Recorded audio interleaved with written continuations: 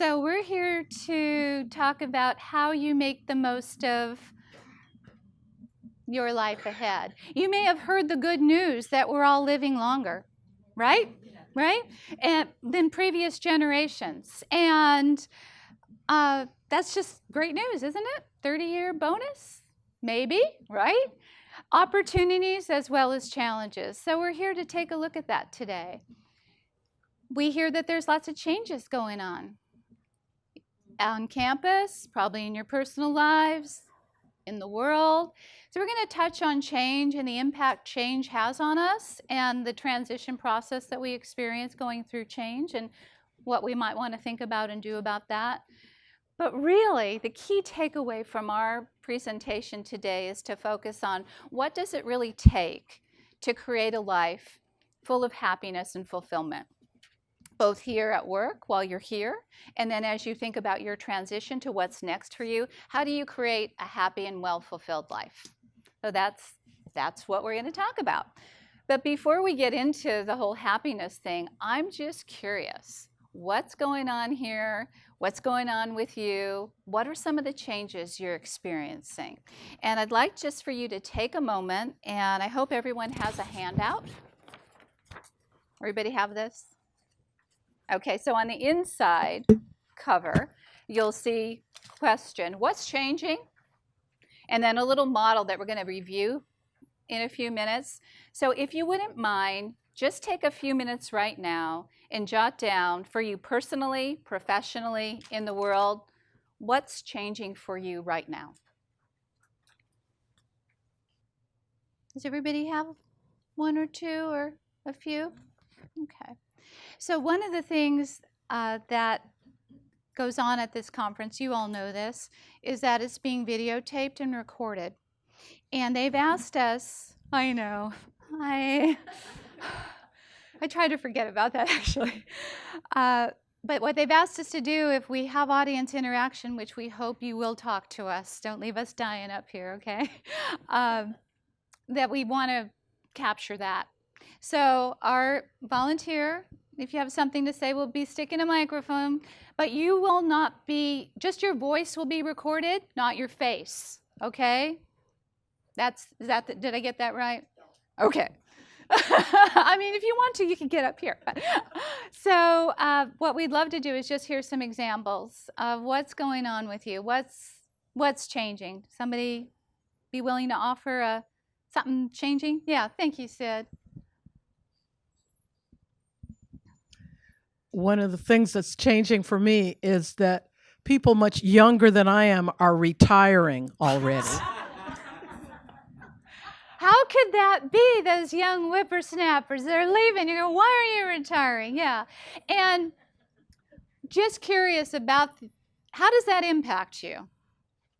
Well, it makes me feel like, why am I still working when they're off traveling and right. Doing all their hobbies, all the right. things I never have time for. Right. They're just totally into it. Yeah, right. Yeah. So what about me? Right. Yeah. Yeah, it's a change with people coming in and leaving, and yeah. How about yourself? Well, for me, it's arrival of grandchildren, and I struggle with finding time to spend with them and vacation for myself. Right. And then I'm pissed I'm still working. Did everybody get that last comment? Yeah, like I'm working, I've got these grandchildren, I want to travel. So it's kind of that push and pull, right? Yeah. How about you? Thank you. Hi, so Hi. I'm moving. I'm leaving the state of California, and so part of my challenge is to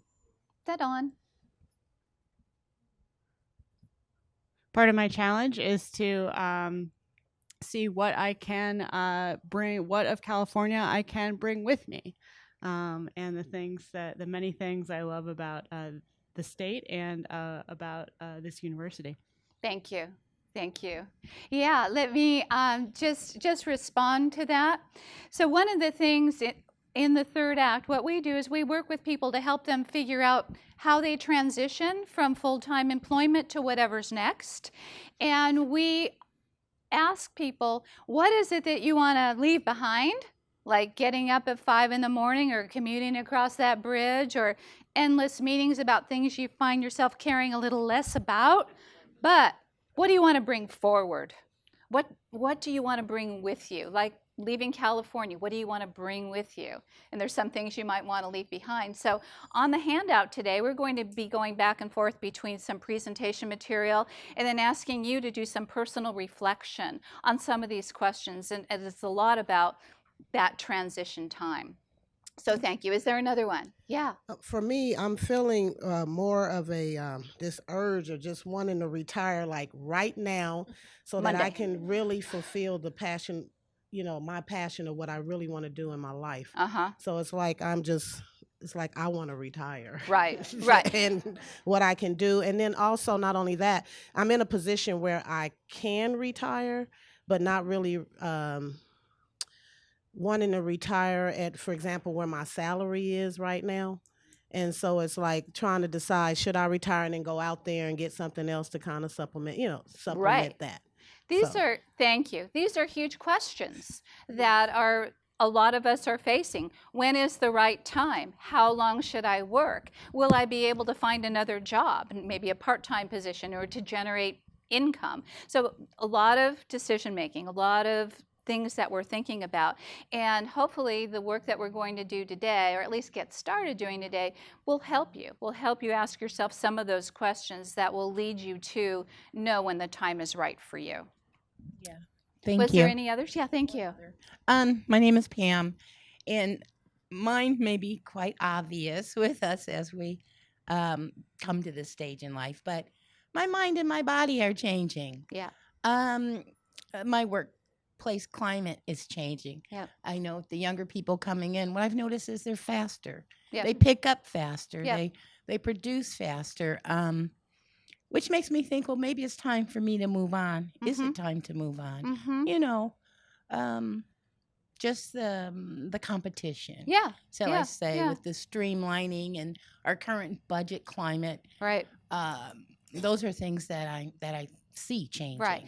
How many people in the room share some of the thoughts and feelings that you've just expressed? Yeah. I think we all kind of see that, and something to notice and be aware of, and then know that you have the opportunity to make the best decisions for yourself.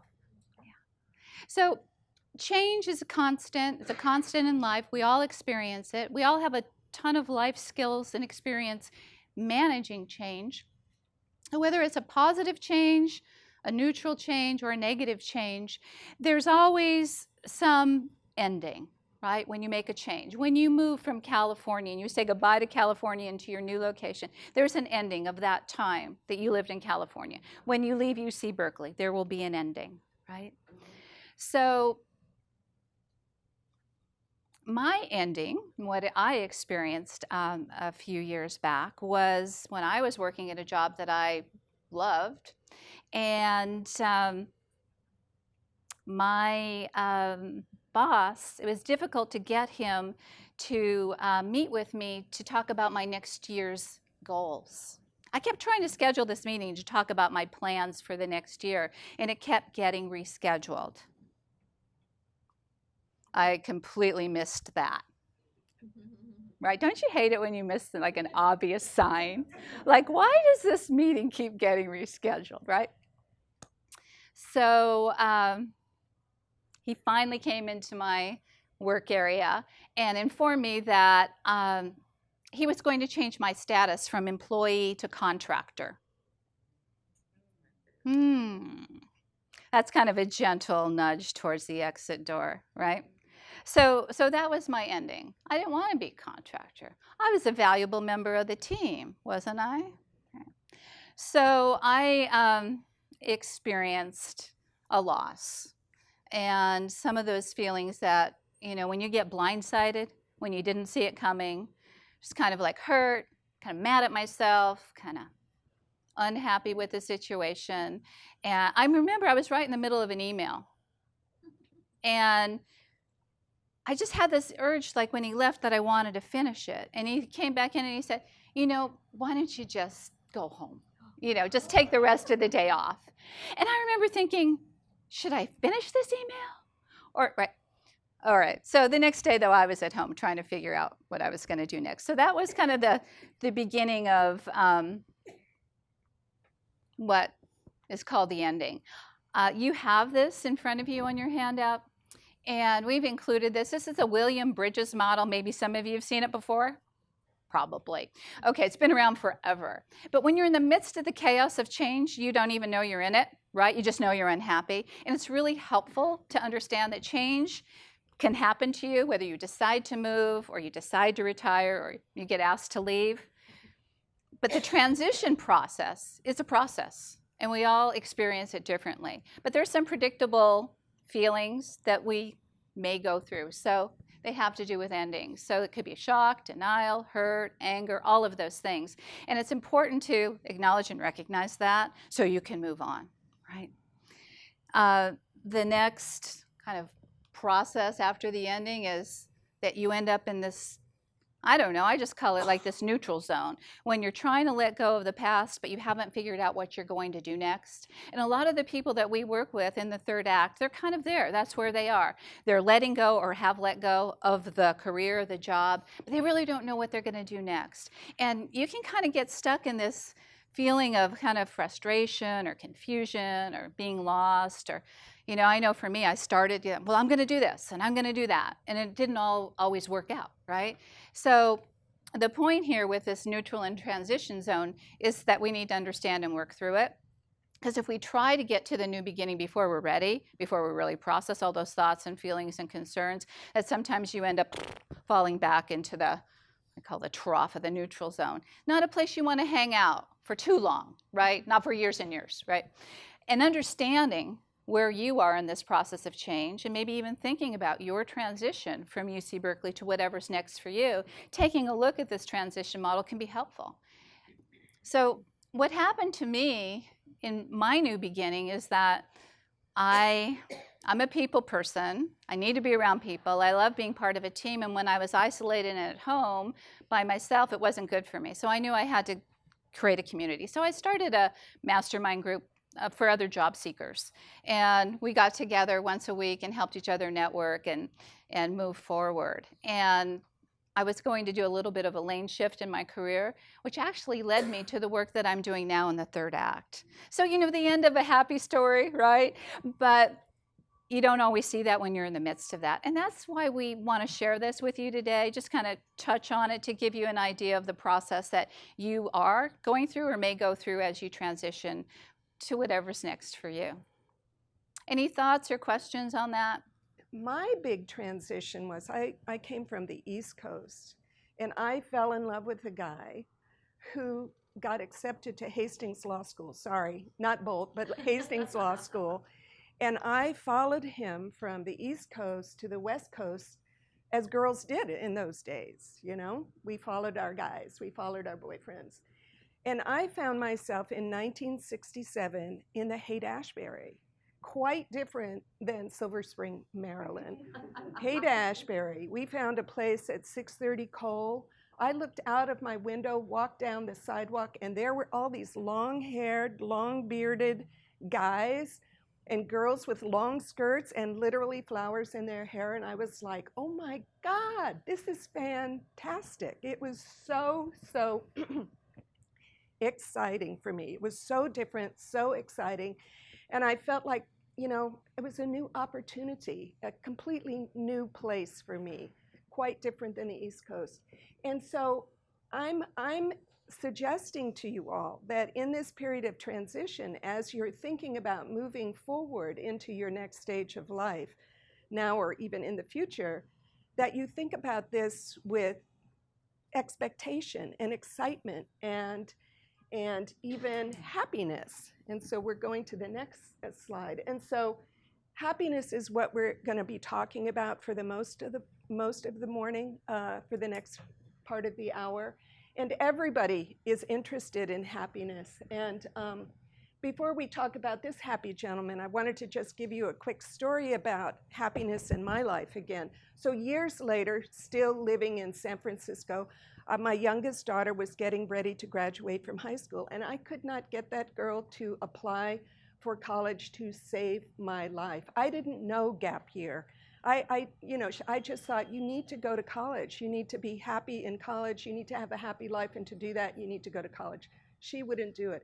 I had to step back and realize that her happiness was not the same as my happiness. So we all want to know what makes us happy and how do we maintain that happiness. So this very happy gentleman is Martin Seligman, and he is the father of positive psychology, or maybe the grandfather now of positive psychology. And he did research for 25 years, now maybe 30 years, about what really makes people happy. Not so much of what their problems are, what brings them down, but really what lifts their lives up and what lifts their hearts up. And he came to the conclusion that there are 5 keys to happiness, and that's what we're going to talk about today. Just an overview. When we do our workshops and when we do our retreats, we go into those more in depth. But this morning we'll give you a little taste of these, and we're going to actually ask you to fill out your handouts as we go along, so that when you leave today, you have the beginning of creating a plan for yourself for your next stage. So the first key to happiness is positive emotions, and that's emotions like gratitude, which we'll talk about this morning, and simple everyday pleasures. The next one is engagement, and that's being in the flow, really getting involved in what it is you're doing and losing track of time. And then positive relationships. It's really important as you leave as you leave your job and move into something else, that you make sure that you have lots of relationships, good, solid friends and family that are around you. Then also something that gives you, your plan needs to have something that has meaning and value and purpose for you. So when you get up in the morning, you have a reason to get up in the morning. And then, in a sense, finally, the 5th key is accomplishment, because at work, we can get this positive feedback, job well done, you get a good review, you get a pay increase. But as you move out of the workforce into maybe your own self-employment or volunteer work or something else, you need to structure that into your life plan, that you have a way of feeling a sense of accomplishment. So we're going to move on to the first key, which is gratitude. So you've all heard about gratitude. Oprah was the one that really introduced us to the sense of gratitude journals and the sense of feeling so grateful and appreciative of our lives that we talk about it. We write about it every day in our gratitude journals. So I want to give you a little opportunity to experience gratitude right here this morning. And then I'm going to ask you, if you feel comfortable, to share maybe 1 or 2 examples of gratitude that you've experienced. For me personally, one of the things I'm incredibly grateful for is waking up in the morning with my, waking up in the morning, thank you for that. That's really great. But I'm in a new relationship, and so I wake up in the morning with my wonderful partner, and it just makes my day so different. I'm so grateful, and every time I close my eyes at night, I think about how grateful I am to have him in my life. So if you could just take a moment, if you feel comfortable, to just put your feet on the floor and either close your eyes or cast your eyes down for a minute.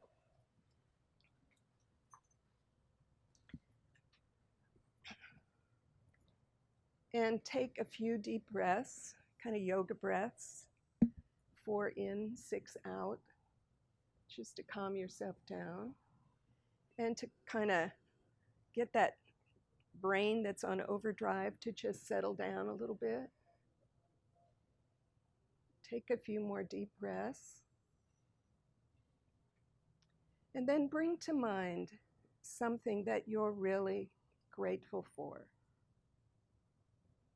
It could be a person, it could be an experience, it could be your home, anything you're grateful for. Notice how your body feels.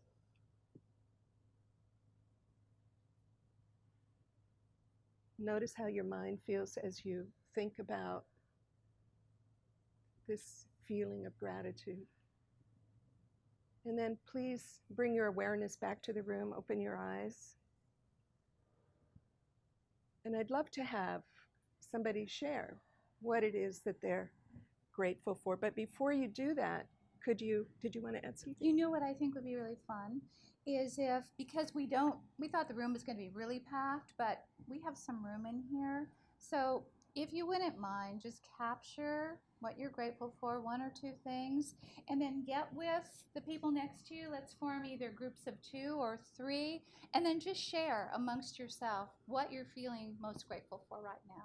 Or jot a little something down and get together with your neighbors, and we're going to give you about 5 minutes to do this.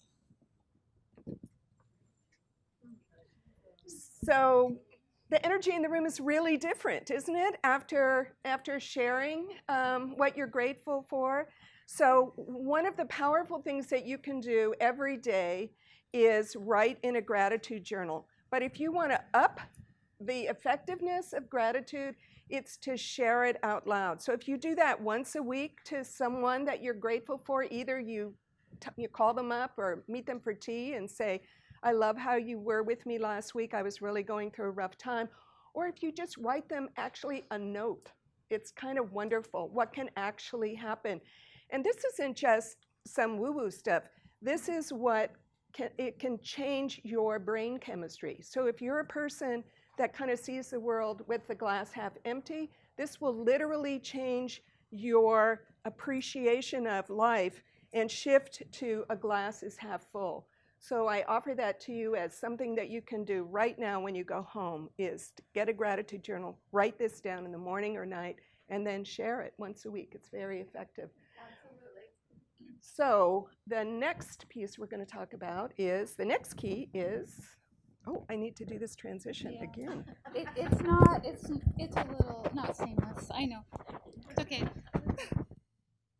Oh, I'm reminded of a story. I used to work with this guy, and he was a consultant. He came into our organization and taught leadership skills. And one of the skills was appreciation, that managers, well, all employees should appreciate each other. And he walked his talk. So after every meeting and interaction that Nick and I had, he always would say, and Ellie, one thing I want you to know that I really appreciate about you is, and he'd tell me something. And I'm like, oh, he's just doing this thing, right? You know, like following the rules. But it made me feel so good every time. And I really look forward to meeting him because he always mentioned something he appreciated about me. And I thought, wow, what a simple thing. And something that we may think of, but we don't remember to say. So I just invite you to try that. Some interaction, either at work or at home today, and you notice something you appreciate, just say, hey, Maria, something I really appreciate about you is that you're sitting in the front of the room and you seem really engaged. Thank you. Simple, right? Love it. Okay. All right, so now I want you to think about the last time that you had a ton of fun. Like you were really happy. Like you were having a great time.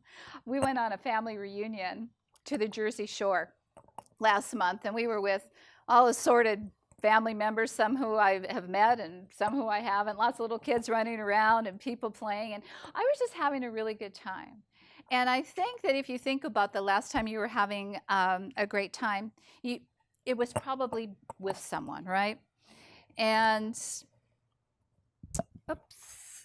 Yeah. So the second key to happiness is about relationships. So maybe you've read the studies of the blue zones, places around the world where people live really long time. So what is it? Is it diet? Is it exercise, access to health care, olive oil? We don't know. But one thing that they all have in common is that they surround themselves with people that they love, people that they feel connected to.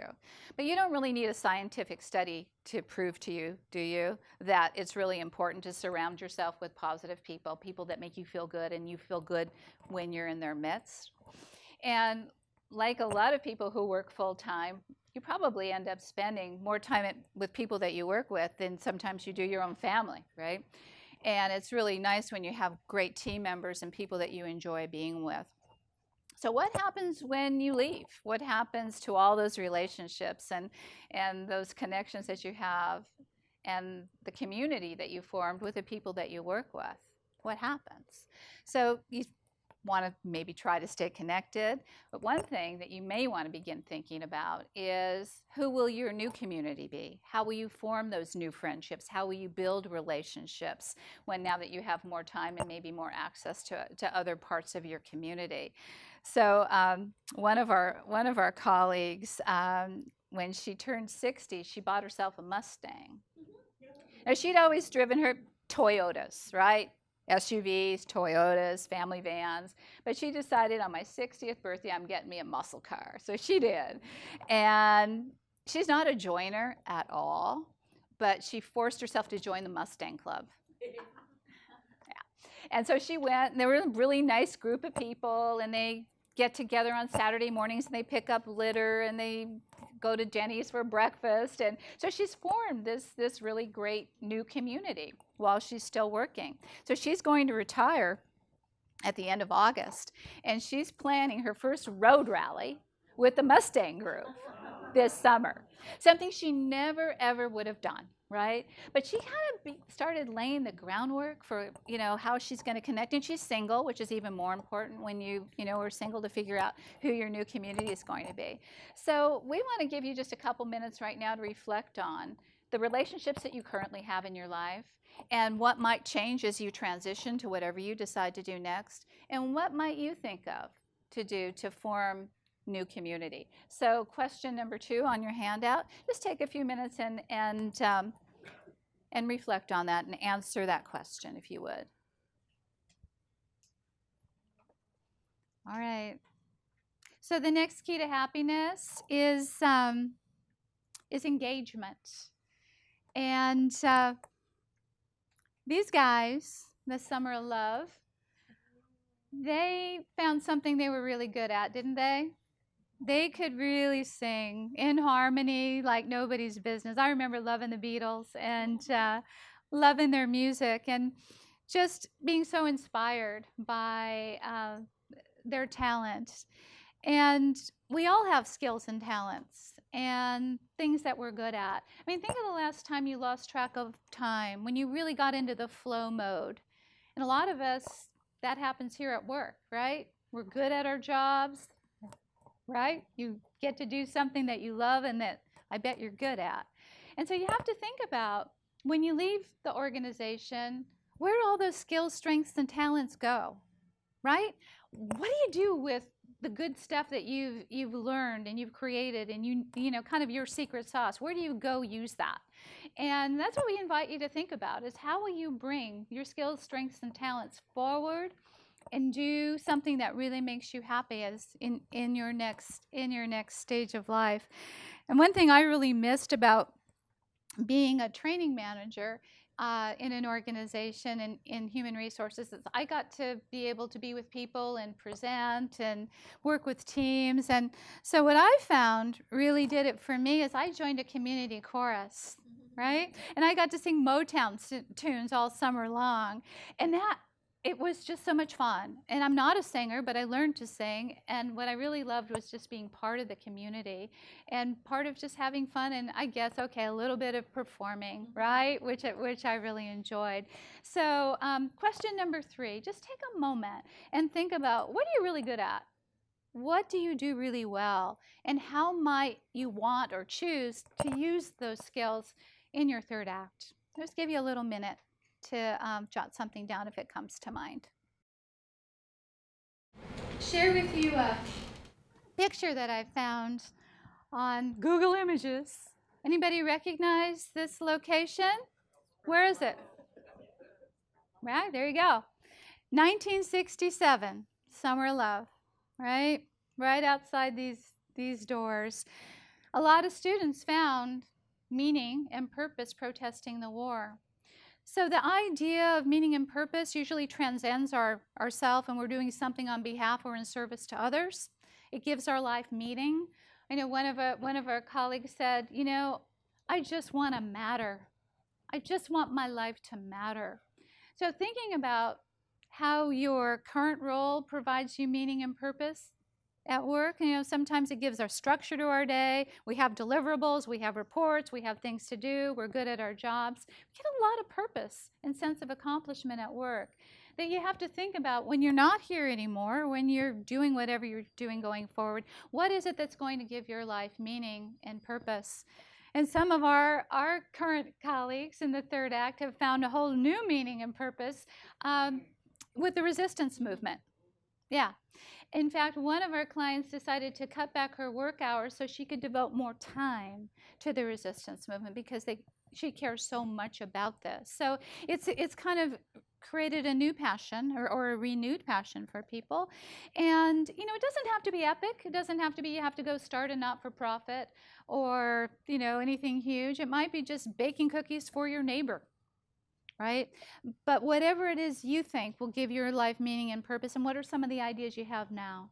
So again, on your handout, whatever occurs to you on question 4, how does your current role and where you are now provide your life with meaning and purpose? And then what might you think of in your third act?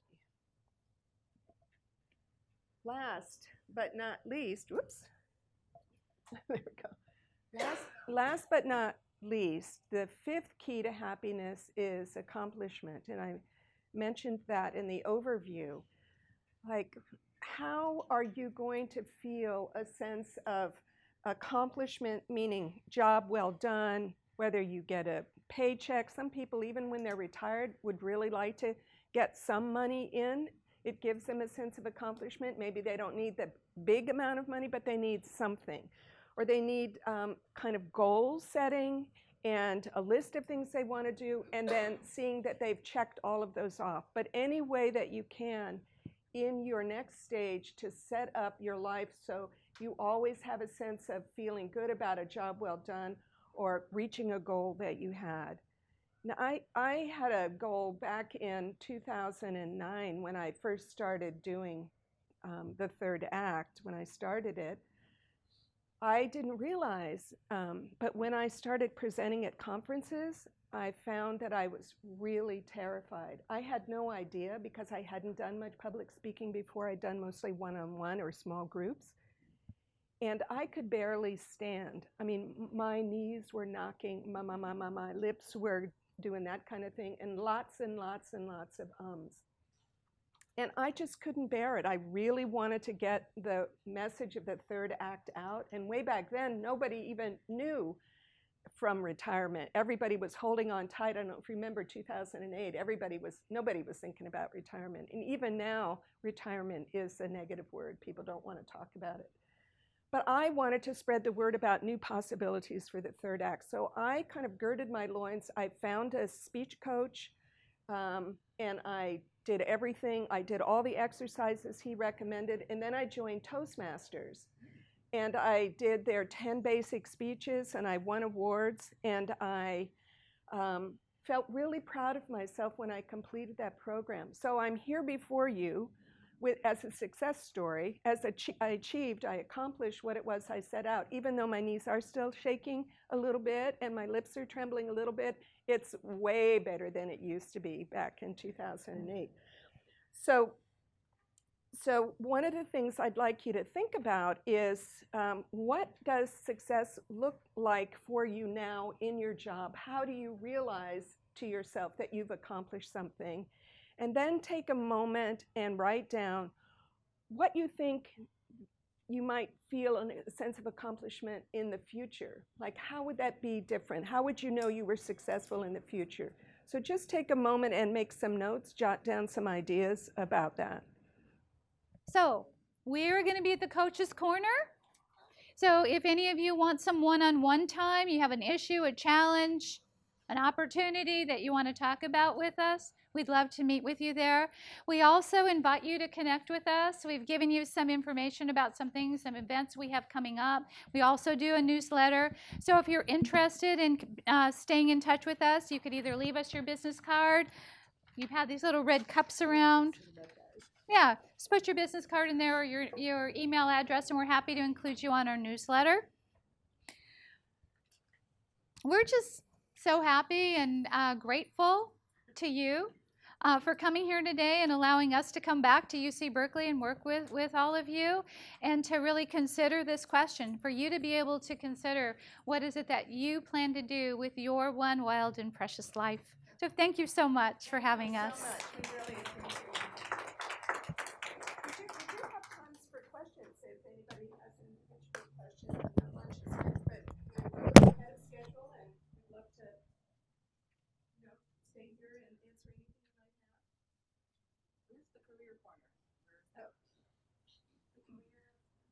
The coach's corner.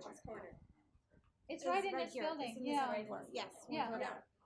And that starts at 1 o'clock? Yeah. I think it's 1 o'clock. We will be there from 1 until 2. Okay. Thank you. Yeah. When you talk about your girlfriend and Mustang, Yeah. as a single woman. Yeah. So single women at 60, 65, whenever you want to retire, how do you find relationships with other women that people aren't threatened by their marriages or their additional spouses? And when you talk about transitioning, what are some of the skills? So that's question number one. Okay. So when you were in that transition mode model of William and Bridges, what are the transitional skills that you actually need to transition? Really, really, really good question. So the first one.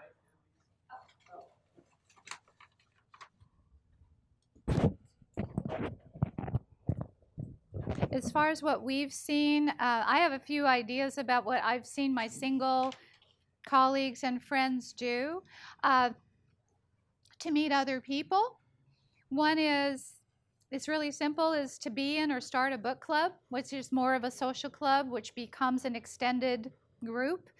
If you're interested in walking, hiking, motor scooters, whatever you're interested in doing, pickleball. I don't play tennis, but I found I can play pickleball. People my age love pickleball. So do something that you are either interested in or you know you enjoy, and you can't help but connect with people. A lot of times our colleagues find part-time jobs. One of our colleagues became a catering assistant and created a whole new network of friends. Do you have a thought? Did you have an idea? Well, yeah. A few years ago, there was an online community that had an online community, and I think the name of it was called Meetup. Meetup, yeah. Yeah, and that might be an area where people can go to find different groups for specific interests, hiking be it. Yeah. I mean, I joined it because I had a Shih Tzu, and I met up with people that go walking and hiking with their Shih Tzus. Or walking with the Shih Tzus. Really? Hiking Just that with, dog? they're breed-specific groups. I mean, so I met up, and it might have been a handful of people, about 10 people that would meet up once a month and go to different trails or walking area Meetups. with that group. That's and a great I idea. believe the name was Meetup. It is Meetup. Away from it lately, Yeah. but I think that would help with a lot of different interests. It's a wide range. And then the other question you have about life skills, that's actually a deeper and longer answer, probably reflecting on your life experiences and how you've personally managed change is helpful. But check out William Bridges' Transitions. It's a book and a body of work for, if you want to get into that topic. The other possibility is to just have a plan. If you think about and create a plan now, going through that change and transition will really be much easier. So that's why we always recommend people think about their third act way before, at least 5 years before they actually are entering it. So it doesn't blindside you, and it'll really help you through this so you don't land in the trough and stay there. Like all of you here today coming to think about this kind of difficult transition. So again, we really appreciate you coming. Thank you so much. Thank you.